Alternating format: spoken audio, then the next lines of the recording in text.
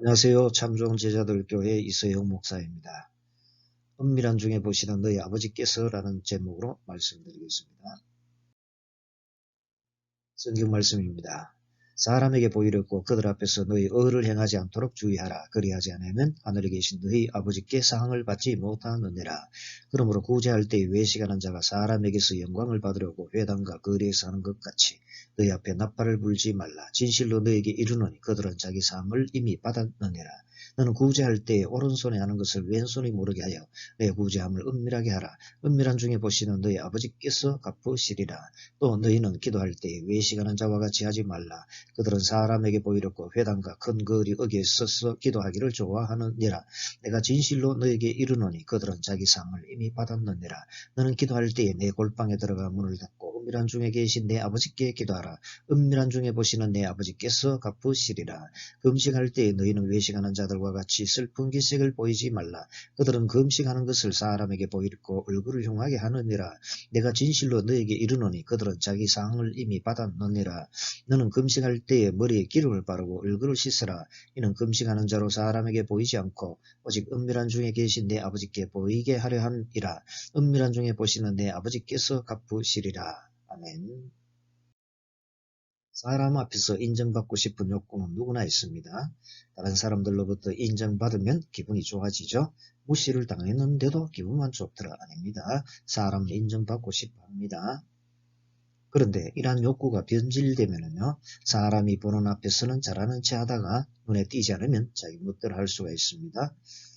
또한 다른 사람의 눈을 지나치게 의식하면서 살다 보면은 자신의 삶을 잃어버리게 되기도 하지요. 다른 사람들이 가진 만큼 가지려고 하다 보면은 허례허식이나 불법이나 편법이나 위법이 난무할 수도 있고요. 이렇게 사람의 눈을 의식하면서 살다 보면은 신앙생활 할 때도 부작용이 생기죠.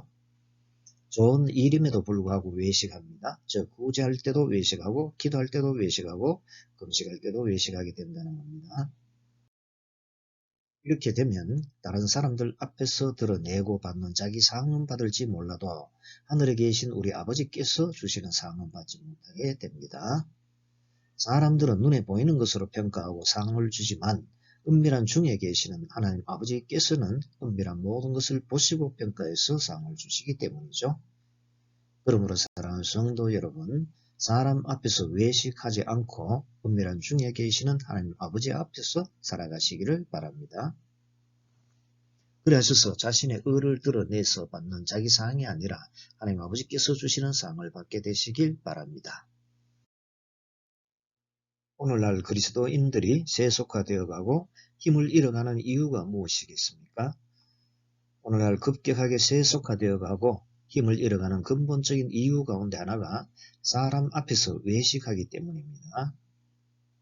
먼저 아버지의 나라와 의를 구하라고 하셨는데 그렇게 하지 않고 먼저 다른 사람의 눈을 의식하기 때문이죠. 다시 말씀드리면은 다른 사람이 더 크게 보이기 때문에 하나님은 뒷전이라는 것입니다. 이스나마한 존재로 취급하기에 세속화되어 가고 힘을 잃어가고 있는 거죠. 사람 앞에서 외식하는데 하나님 앞에서 살아갈 수가 있겠습니까? 그것은 불가능하지 않겠습니까? 외식하는 순간에 하나님을 의식하지 않기 때문에 하나님은 마치 없는 존재나 마찬가지가 되어버리기 때문이죠. 그렇게 되면 당연히 하나님으로부터 나오는 거룩은 퇴색하고 인간의 부패한 본성에서 나오는 세속화로 인해서 힘을 잃을 수밖에 없게 되는 거죠. 오늘 본문의 1절에서 6절과 16절에서 18절을 보면요, 세 가지 종류의 외식을 볼 수 있는데요. 구제할 때의 외식, 기도할 때의 외식, 금식할 때의 외식입니다. 이런 세 가지 종류 외식의 공통점은 무엇입니까? 본문 가운데 6장 2절에 외식하는 자와 5절에 외식하는 자와 16절에 외식하는 자들을 보면 알 수가 있죠. 원어 원형은 히포크리테스라고 하는데 위선자라는 뜻도 가지고 있습니다. 이 단어는 동사인 히포크리노마에서 유래하였습니다. 주로 극장가에서 사용된 용어인데요. 배우가 무대에서 연기하면서 가장하거나 꾸며서 말하는 것을 의미하죠. 이해하기 쉽게 간단하게 말씀드리면 외식하는 자들이란 윗선하는 자들이다라는 거죠. 이를 통해 알 수 있는 것은 세 가지 종류의 외식의 공통점은 윗선한다는 거죠. 마음에는 없으면서 겉으로는 흉내를 낸다는 거죠. 살아계시는 하나님 앞에서라면 마음 중심으로 하게 되어 있죠. 하지만 하나님이 눈에 보이지 않게 되면은 사람이 눈에 더 크게 보이게 되죠. 그렇게 되니까 윗선하는 겁니다. 이사야 선지자가 그러한 것을 예리하게 지적합니다. 29장 13절 주께서 이르시되 이 백성이 입으로는 나를 가까이하며 입술로는 나를 공경하나 그들의 마음은 내게서 멀리 떠났나니 그들이 나를 경외함은 사람의 계명으로 가르침을 받았을 뿐이라. 사람 눈에는 맞게 처신하면서도 하나님은 관심 밖에 있다는 거죠. 당연히 마음에서 멀어진 겁니다. 오늘 본문 가운데 6장 1절에 사람에게 보이려고, 2절 사람에게서 영광을 받으려고, 5절 사람에게 보이려고, 16절에 사람에게 보이려고 라고 하는 것을 보면 알 수 있죠. 바리새인과 같이 윗선하는 사람들은 사람에게 보이려고 의를 행한다는 겁니다. 구제할 때 회당과 거리에서 구제하고, 기도할 때도 회당과 큰 거리 어귀에서 서서 기도하기를 좋아하고, 금식할 때도 얼굴을 흉하게 한다는 겁니다. 이렇게 사람 앞에서 윗선을 행하는 사람은 자기 상을 이미 받았기에 하늘에 계시는 하나님 아버지께서 주시는 상은 받지 못하게 된다고 하셨습니다. 바리새인들이 가장 경건해 보였으면서도 가장 많이 책망을 받은 이유가 무엇이지요? 바리새인들이 책망을 받은 것은 하나님 앞에서 마음으로 하지 않았고 사람에게 보여주는 식으로 하였기 때문이죠. 11조 하기가 얼마나 어렵습니까? 그런데 바리새인들은 잘하였고요. 심지어 일주일에 금식도 2번씩 했습니다. 누가복음 18장 12절 바리새인과 세리가 성전에 올라가서 기도하는 장면 가운데 나오죠.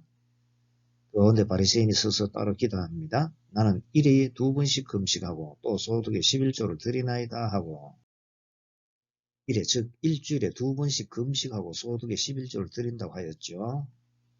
오늘날에도 이렇게 하고 있는 사람이 얼마나 되겠습니까? 그런데 바리새인은 그렇게 하였습니다. 이러함에도 불구하고 예수님께서 이러한 바리새인을 향해 책망하셨죠. 예수님께서 11조에 대해 말씀하신 것을 보면 알 수 있습니다. 마태복음 23장 23절 와 있을진저 외식하는 서기관들과 바리새인들이여 너희가 박하와 회향과 근처의 11조는 들이되 율법에 더 중한 바 정의와 긍휼과 믿음은 버렸도다. 그러나 이것도 행하고 저것도 버리지 말아야 할지니라. 예수님께서 하신 말씀을 보면은 바리새인들이 11조를 꼬박꼬박 잘하고 있다는 것을 알 수가 있죠. 그런데 무엇이 문제입니까? 마음을 다해 11조를 드리지 못했기 때문이죠.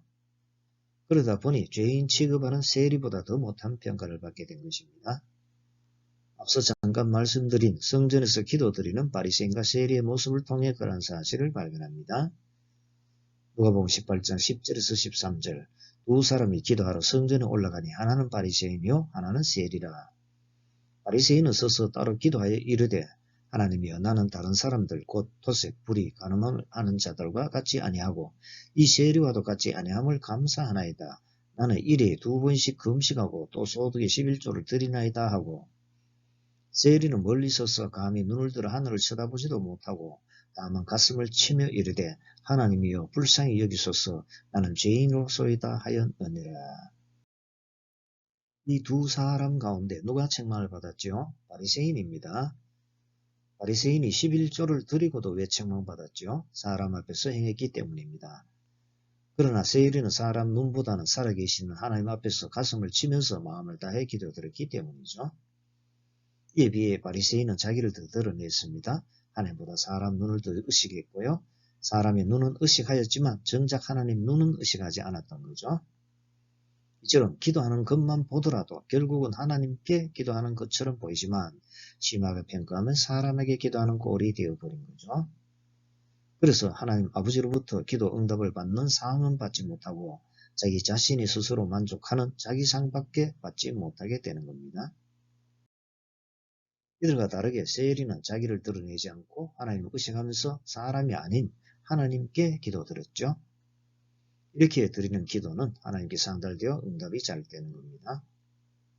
그러나 사람에게 기도한 것은 사람이 들었을 뿐이므로 응답이 잘 될 리가 없겠죠.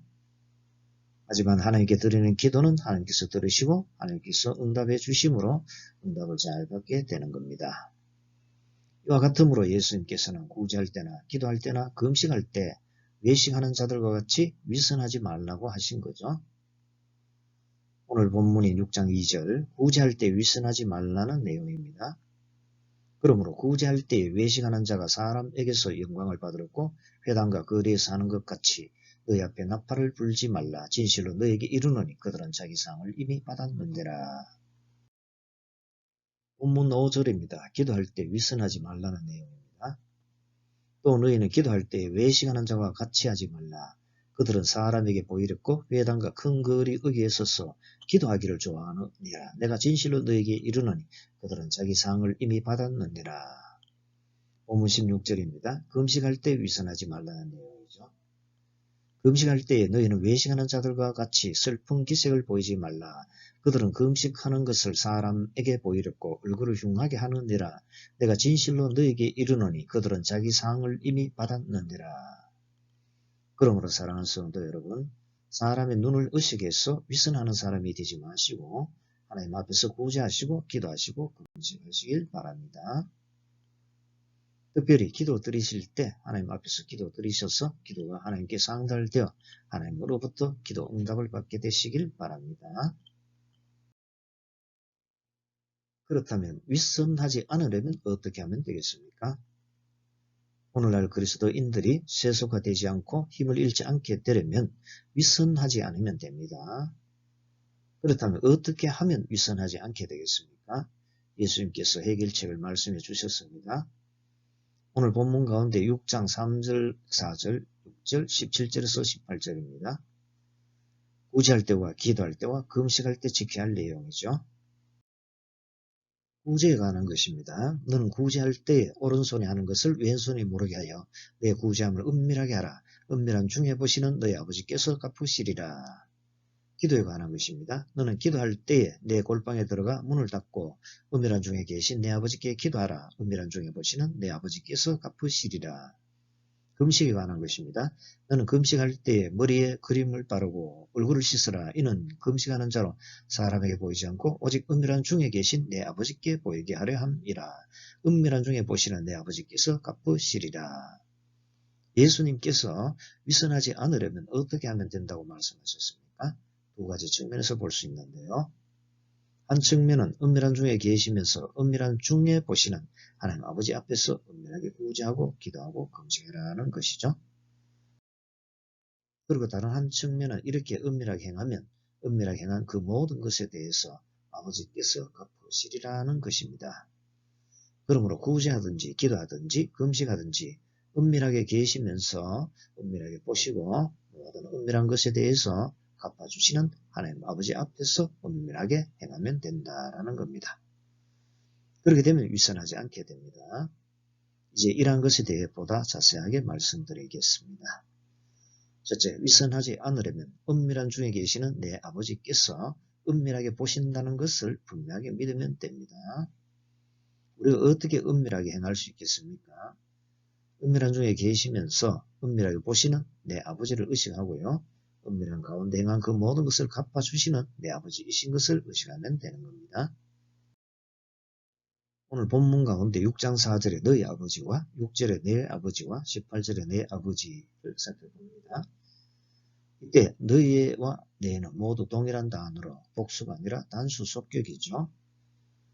아버지가 어떤 분이시냐 하면은 머나먼 나라에 계시는 분이 아니시라 바로 나와 밀접하게 가까이 계신다는 거죠. 예수님께서 오늘 본문에서는 우리 아버지가 아니라 너희 아버지라고 말씀하셨죠. 그만큼 아버지와의 개인적인 인격의 중요성을 강조하고 있으시다는 것입니다. 그렇다면 내 아버지는 어떤 분이십니까? 나의 아버지는 나와 아무런 상관없이 사시는 분이 아니시라 은밀한 중에 나와 함께 하시면서 나의 일거수일투족을 모두 아시는 아버지시다라는 것이죠. 그러므로 아버지를 속일 수가 없습니다. 나의 말과 행동과 심지어 나의 생각과 마음까지도 훤하게 아시는 아버지이시기 때문이죠. 이처럼 오늘 전해드리는 성경 말씀의 효과가 있으려면 먼저 내 아버지가 어떤 분이신지에 대해 잘 인식해야 하는 겁니다. 눈에는 보이지 않고 손에 잡히지도 않으시지만 은밀하게 계시고 은밀하게 나의 모든 것을 바라보고 계시는 내 아버지이신 것을 먼저 잘 인식해야 한다는 거죠. 그러므로 사랑하는 성도 여러분, 먼저 하나님 아버지는 나의 아버지이신 것을 인식하시길 바랍니다. 그러하신 나의 아버지는 나와 동떨어져 계시지 아니하시고 은밀하게 나와 항상 가깝게 함께 계시면서 나의 모든 것을 바라보고 계신다는 것을 믿으시기를 바랍니다. 이제 은밀한 중에 계시는 내 아버지께서 은밀하게 보고 계신다는 것에 대해서 중점적으로 살펴봅니다. 오늘 본문의 6장 6절을 보면은 예수님께서 말씀하시기를 기도할 때 내 골방에 들어가 문을 닫고 라고 하신 것을 볼 수 있죠. 아무도 없는 골방에 혼자 들어가 이렇게 기도할 정도가 되면 은밀한 중에 계시는 내 아버지께서 은밀하게 보고 계신다라는 것을 잘 인식하고 있다는 거죠. 그렇지 않으면 하나님께서 은밀하게 보신다는 것을 의식하지 않고 자꾸만 다른 사람의 눈을 의식하게 됩니다. 이와 같으므로 위선하지 않기 위해서는 내 아버지께서 은밀하게 보고 계신다는 사실을 분명하게 인식하고 믿어야 하는 거죠. 은밀한 중에 계시는 내 아버지께서 지금 이 순간에도 나를 바라보고 계신다는 믿음을 가져야 한다는 거죠. 그러기 위해 지금 내가 생각하고 있는 나의 생각을 아시고 지금 내 생각이 콩밭에 가 있는지 어떤지 어디에 집중하고 있는지를 원하게 하시고 지금 내가 무슨 마음을 먹고 있는지 나의 마음을 아시는 것을 믿어야 합니다. 또한 내가 무슨 말과 행동을 하는지 즉 지금 내 눈동자가 어디로 향하고 있는지 지금 속으로 무슨 말을 하고 있는지 나의 그 모든 것을 후원하게 보고 아신다는 사실을 굳게 믿으시면 되는 겁니다. 하나님은 어떤 분이시죠? 모든 은밀한 것을 아시기에 모든 은밀한 일을 드러내실 수 있으십니다. 누가 은밀한 것을 알겠습니까? 이 세상에는 아무도 없죠. 그러므로 다른 사람의 눈을 속일 수 있으니까 위선하죠. 그리하여 사람 앞에서 드러내서 받는 자기 상을 받는 것으로 그치게 되는 겁니다.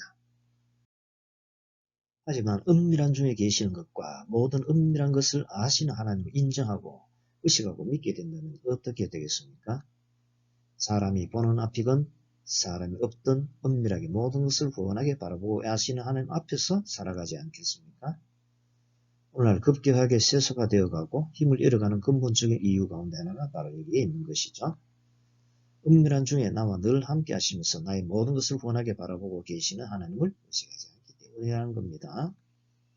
그러니까 다른 사람의 눈만 속이면 된다는 생각을 하고 수단 방법을 가르지 않고 출세하려고 하고 돈을 벌려고 하고 성적을 올리려고 하는 것입니다. 그리스도인이 이렇게 한다면 어떻게 세상의 소금과 빛이 될 수 있겠습니까? 그러나 우리 그리스도인 한 사람 한 사람이 정신을 바짝 차리고 은밀한 중에 계시면서 나의 모든 것을 아시는 하나님 앞에서 행하게 된다면 세상의 소금과 빛이 될 것입니다. 구제하든 기도하든 금식하든 그 무엇을 하든 위선하지 않고 자기를 드러내지 않고 은밀하게 행하게 될 것입니다. 그러므로 사랑하는 성도 여러분, 은밀한 중에 계시는 내 아버지께서 나의 모든 것을 원하게 바라보고 계신다는 것을 분명하게 인정하시고 의식하시고 믿으시기를 바랍니다. 둘째, 위선하지 않으려면 내 아버지께서 그 모든 것을 그대로 갚아주시는 분이신 것을 분명하게 믿으면 됩니다. 하나님께서 기뻐하시는 믿음은 어떤 믿음이죠?